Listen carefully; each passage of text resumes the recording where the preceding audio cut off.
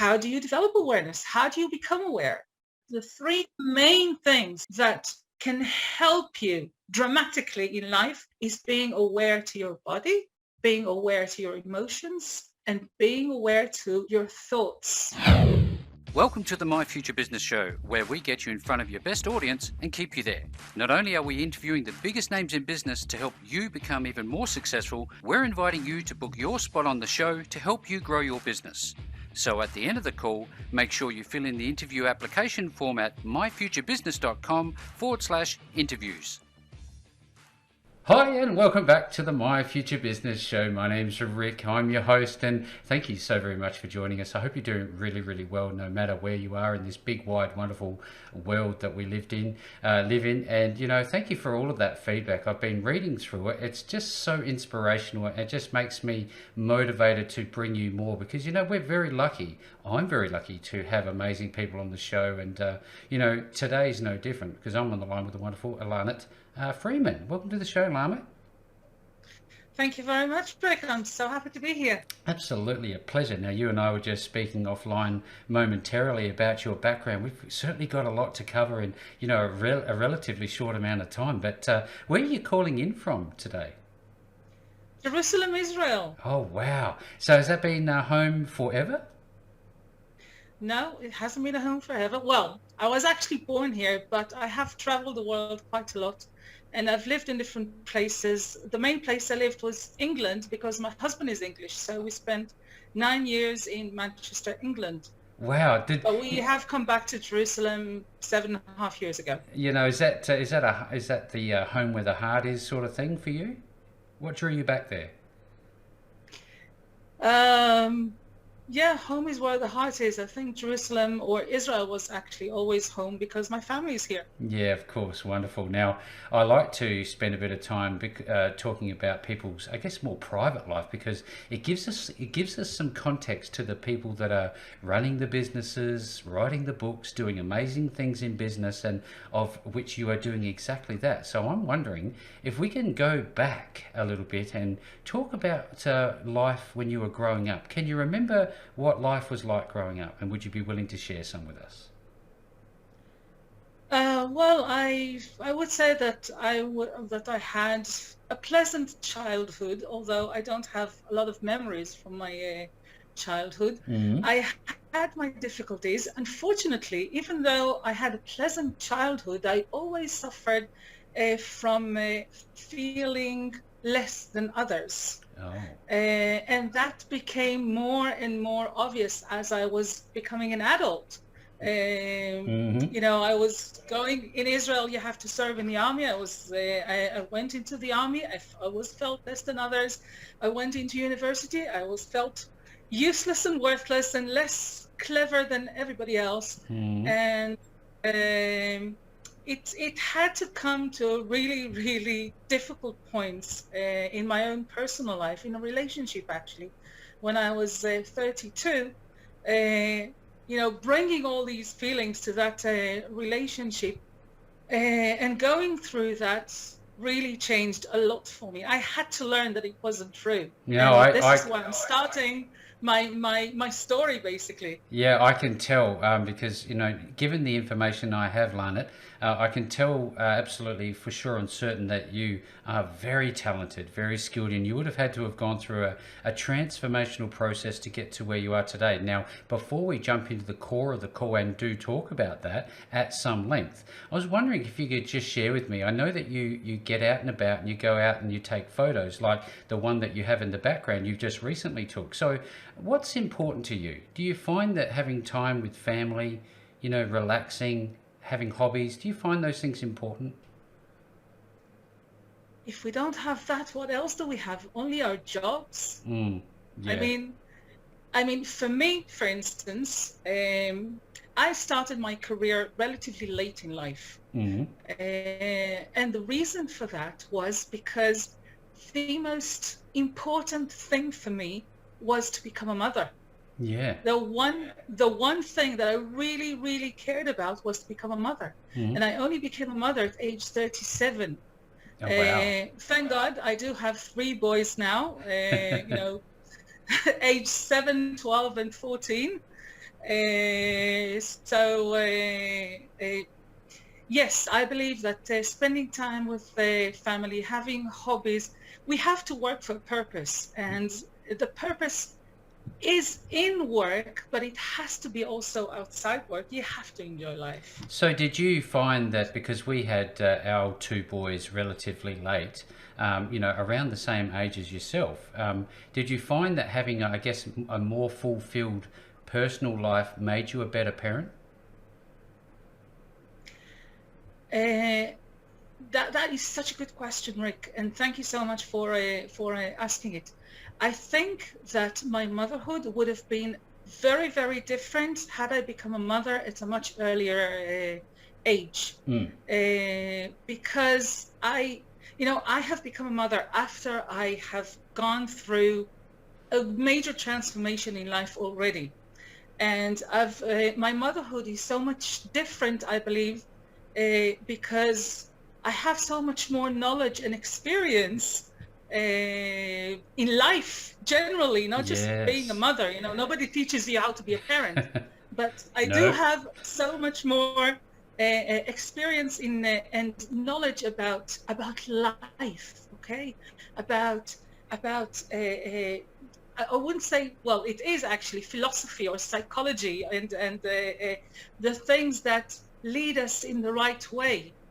And this is what I try to pass on to my children, Yeah, no, look, I'm loving this conversation already because I've a feeling we're going to crescendo with some of the amazing work that you've done. Again, I have the information in front of me and I've taken the time to review it, and there's certainly a lot to get through there. But before we do any of that, I'm wondering if we could talk a little bit about, just for the sake of context, your background, because I know that you're an author, you're a speaker, and importantly, you're the Secretary General of the Project Management Institute Israel chapter. Now, tell us a little bit about that, given how you thought about yourself early on in life to have aspired to this height and achieved so much. Tell us about this journey. Well, you'd be surprised, but it was actually a coincidence, you could say, if you believe in coincidence. What happened is that I was already a speaker. I have developed my own method, the AAA traffic light method, which I'm sure we will mention later on in the show. Yes. And what happened was that during the first lockdown, for COVID-19, the first lockdown in Israel, the City Council of Jerusalem was looking for a way to entertain the elderly people, because they were very, very worried about them. So they were looking for speakers to talk on Zoom on different subjects. And they had several lectures every day. And I volunteered for that program, and I gave one of my very, very favorite subjects. I was talking about how to cope or how to overcome challenges in life. And somebody heard that lecture, and the minute it was finished, I had my phone number written at the back, and she sent me a WhatsApp message, and she said, "You know what, you spoke so well.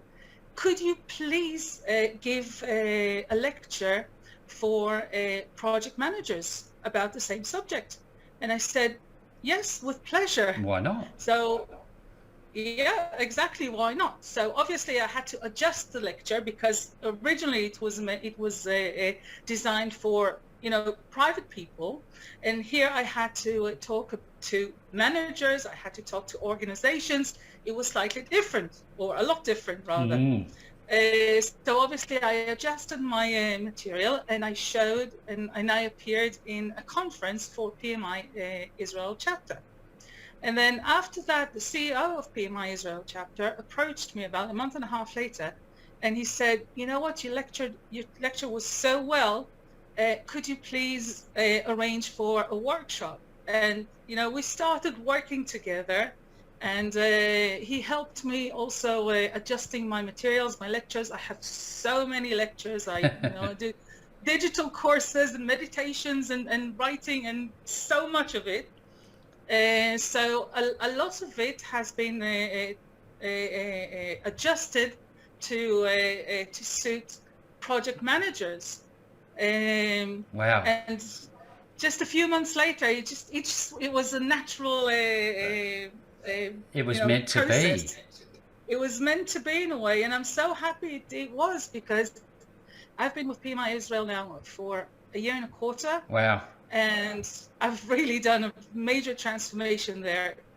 Yes, for the PMI chapter, but also for myself. That's wonderful. I'd love to hear these transformational stories, not only for corporates, but also for the person that's growing themselves, because you didn't start off there, did you? I wonder if we can talk a little bit about, the traffic, AAA traffic method, because it's fascinating. I just, where did you come up with this, and why did it come about in the first place?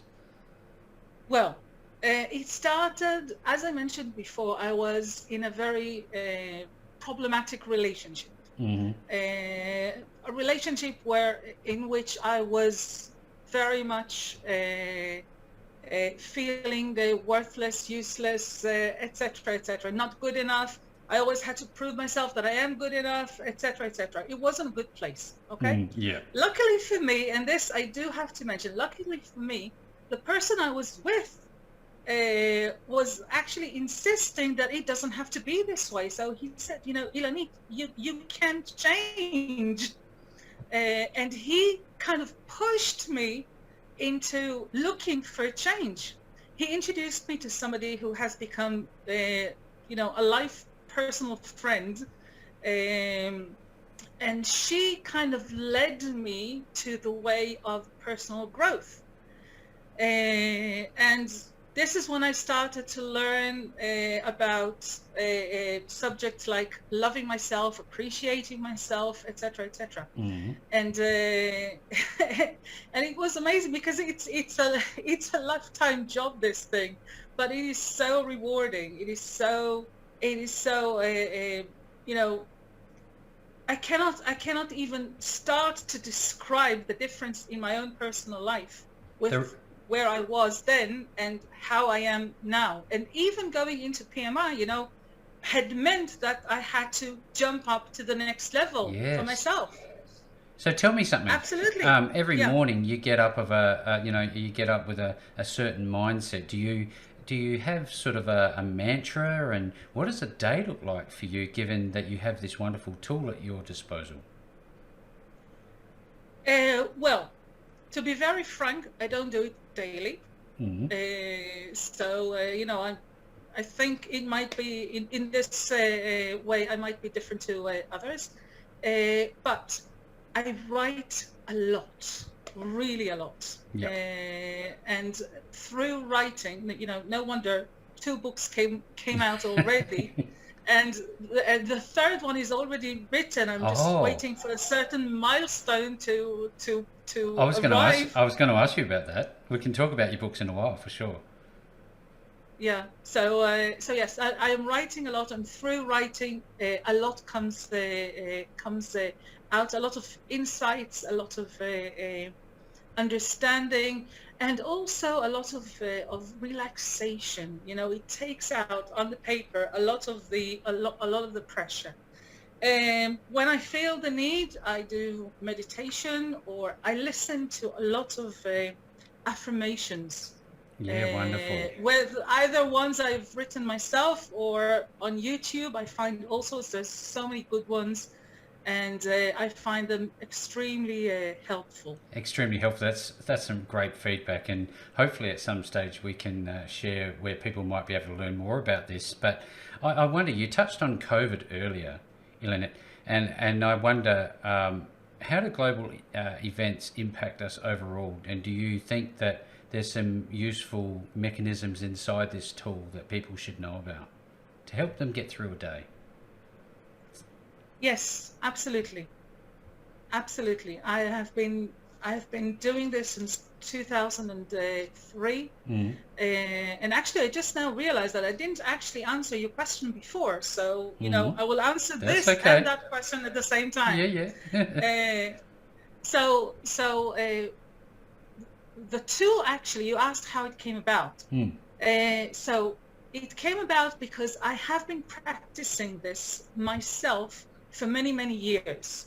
Now, at some points, about, I can't remember the year, I think 2016 it was, I decided that it's time for me to go out and have my own business. I've always wanted that, and I felt it was time. I was Yep. ready for it. But then I had to come up with the idea for the business. What am I going to What what are you am I going going to do? to contribute to the world? What's my say? Why am I here? Yep. So I thought I felt very much experienced already after so many years of being in this self-development area. I felt ready, and I started writing. I actually started writing everything that I have learned. Now, you need to understand something, and that is, I think, very, very important. And that could also inspire other people, because a lot of people think that you have to have a mentor, you have to go to courses, you have to read books, etc., etc. I have done all that, but all, or not all, but any progress I made, any major progress I made it because I myself did the job with myself. I went into myself and did the investigation. And later on, I read it. This philosopher said this psychologist says it. It comes in this theory and in Yep. that method. But the funny thing is that I actually experienced it myself, and only then I came to realize that somebody else had already put a name on it. Yes. And then as I was started writing, I was working full-time at the full-time job at the time. I started realizing that there are three principles in my experience that are repeating all the time. Oh. So I started writing about these three principles, and what do I know about this? What do I know about this? What do I know about this? And then I started developing them, and this is how the method came about. Actually, do you know the name in Hebrew for this method? No, but you're about to share it with us.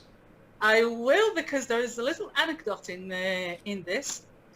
As I was doing this, I said I was working full-time at the time, and my children were younger, of course, and so I was writing all this at night. I was working until very, very late hours in the night, and I used to get my children in bed and sit next to them and work on the computer while kind of cuddling them at the same time.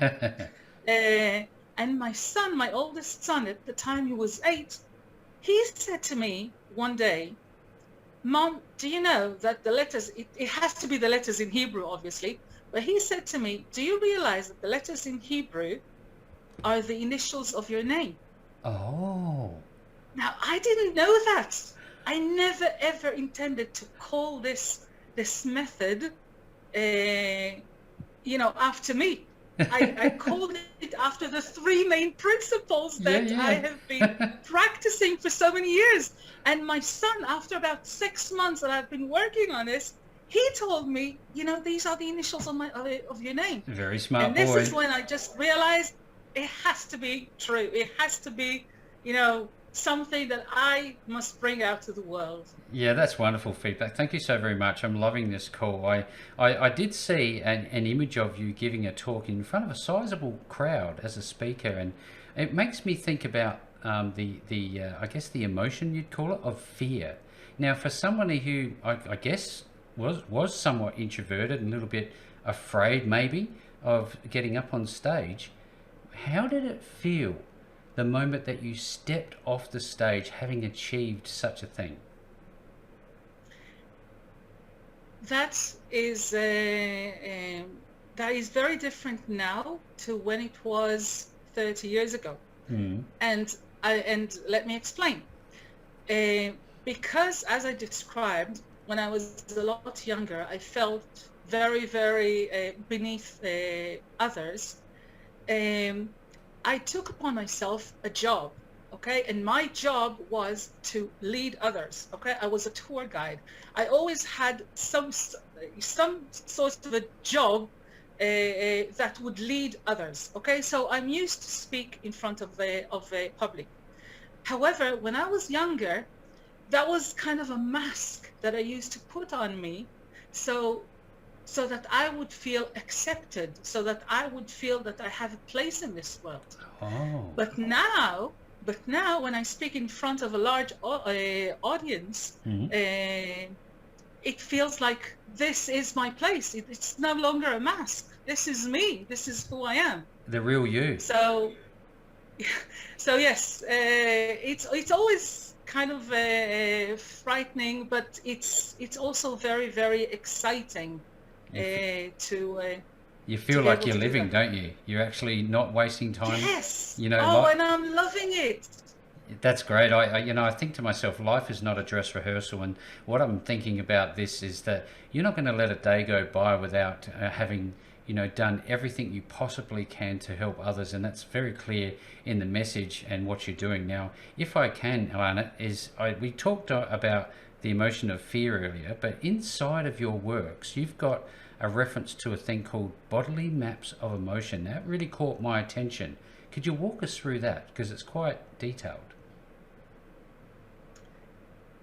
Yes, so that brings us to the first principle of the AAA traffic light method. And the first principle is awareness, because my experience has been that no matter what reason, whatever you want to do in life, okay, whether you want to go through a transformation or you just want to get promoted at your work, but if you do things through awareness, you achieve a lot more than you ever expected. Awareness gives you choice that doesn't exist without it, okay? Awareness teaches you about yourself. It teaches you about your qualities, your abilities, your talents, etc., but also your weaknesses, okay? You might know all that, but through awareness, as I said before, it gives you a choice, and the reason is because you get to see a much broader picture. Yes. Than a much broader picture. And now the question now is, how do you develop awareness? How do you become aware? And I have learned, again, from my own experience, my clients' experiences, colleagues, friends, etc., is that there are three main things. I'm not saying these are the only things, but the three main things that can help you dramatically in life is being aware to your body, being aware to your emotions, and being aware to your thoughts. Yes, so wow. I hope that answered the question. Oh yeah, absolutely. I mean, because I saw the diagrammatic. It's got a lot of detail in there, and it's a sight to behold for those who are trying to, I guess, unpack the way they're feeling, what they're thinking, because it's not necessarily that easy, especially if you're overwhelmed by life. So how would you suggest that somebody who is a little bit overwhelmed with everything at the moment, what should they be doing? Is there any practical things they can take away from this call that might help them? Well, the first thing would be to write. This is how I started. Just write. You're overwhelmed by life. Write down anything that comes out. Don't try to, don't pay attention to any grammar mistakes you might have or spelling mistakes you might have. Just take out anything on the paper. You can tear it afterwards and throw it to the bin, okay? You don't have to keep it like I did. But just take it out, bring it out. Another thing that you can do is try to breathe, okay? I'm not taking you all the way to doing long meditations, etc., but breathing is very, very helpful. It's so useful because it calms down the system. So it helps you think clearly or just relax. Another thing is to do some exercise, and you can choose to do any exercise you want. I used to do long walks on the beach. Yep. And just do the exercise. But with this, I will say that there is doing exercise, and there is doing exercise through awareness, which is a whole different level. Yeah, there's so much great content on this call. I'm really, really enjoying it. Thank you so much for opening up and sharing with us. Now, I'd love to touch a little bit on body awareness and why it's important to be aware of our bodies. We kind of touched on it, Ilanit, but I'd love you to expand on that if you could for us. With pleasure. Well, our body is with us day and night, from the day we are born till the day we die. Mm-hmm. And if we don't learn to listen to our bodies, it will fight back. Okay, and it can fight back with illnesses, different illnesses, or fatigue, or situations like strokes or heart attacks. And we should listen to our bodies. Our bodies know before us how we feel. And not only that, it reacts to the situation, because the body remembers every single thing that happened to us in their life. And it doesn't only remember, but it reacts. Okay, so if a similar situation, or a situation that we consider similar to what had happened, the body is already in reaction. Okay, so if we learn how to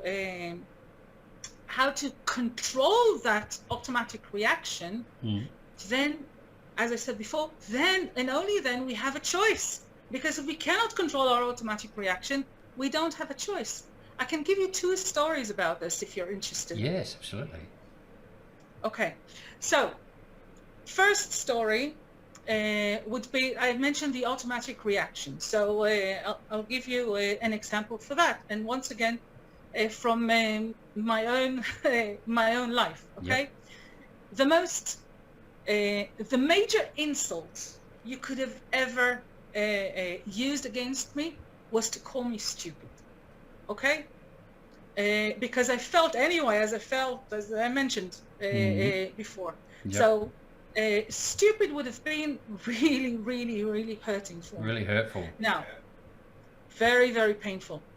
Now, I had a situation in England once, very, very unusual situation. Please, English people, don't hold this as an example to the behavior of English people. It's not. It was a one incident. A one-off, absolutely. I took my son, he was a baby at the time, I took him to town in Manchester, and for some reason I couldn't take it off the bus. It got caught in the doors there, and the driver looked at me and he said, "You stupid woman." Oh. Now, I came down with my son, and I could feel that, and it happens in less than a second. Okay, the body reacts. Yep. Luckily, I was already aware of how my body reacts, and I knew that when I get offended, my chest closes. Okay, and I get very, very upset and very sad and very angry, etc., etc. Mm-hmm. And I could feel that second when my chest was debating, should it close or should it not close? He just called me stupid. So the automatic reaction would have been to close my chest and suffer for I don't know how long. Yep. So I brought this story just to show that you do have the choice, and you do have the choice in your body, because the body is the one that reacts. But the choice only comes if you're aware of your body.